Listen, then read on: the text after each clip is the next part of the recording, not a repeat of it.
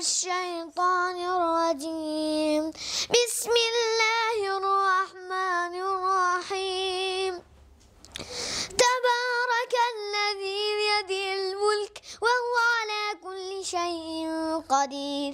الذي من نام محو جمالا تمن دوازده سالا خلقي ناحية كالكتما لقطاب خانا لكورسيكا دوام هاورد الحمد لله من زور كيف بقرآنتي وصبر بقرآنتي توانيم لا رمضاني بيروز تواي قرآن لبربكم.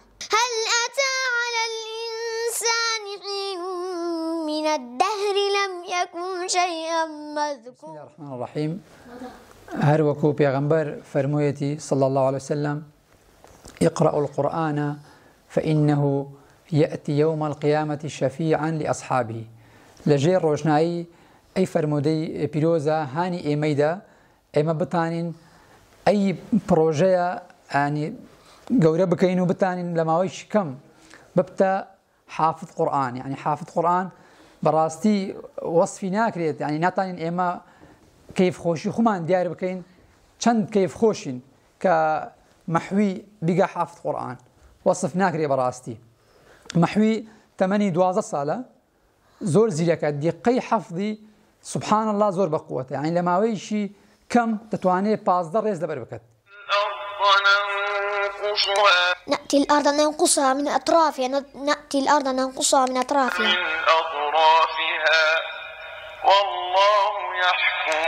والله يحكم لا. محوي أنالي جمكن سبحان الله دواي لدايق بين محوي بشت مانجي طبعا هيك شيء نبي بدايات وقت لدايق بين هيك مشكلة نبي طبيعي وك هر كسي آسائي سبحان الله بشت مانجي يعني بعد الولادة بشت لدايق بين سبحان الله هردو تشاوي لدزده إرادة رب العالمين تشاوكاني خوي لدزده دواتر يعني بردنا دكتور قرمان دا شمعنا دروي ولات الحمد لله لطهران بوي تشاو مان زرع كرد يعني تشاوك مان زرع كرد سبحان الله أو تشاوش يعني بشت مانجي أو تشاوشي لازده.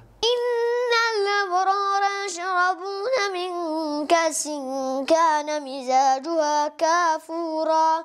صدق الله العظيم.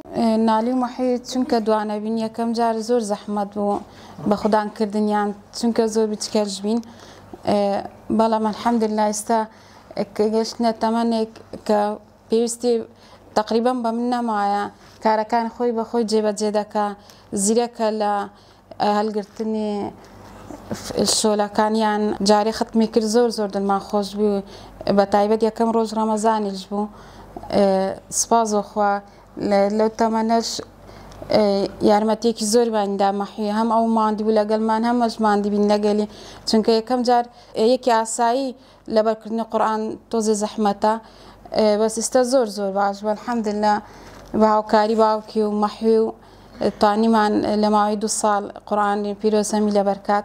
الله أكبر.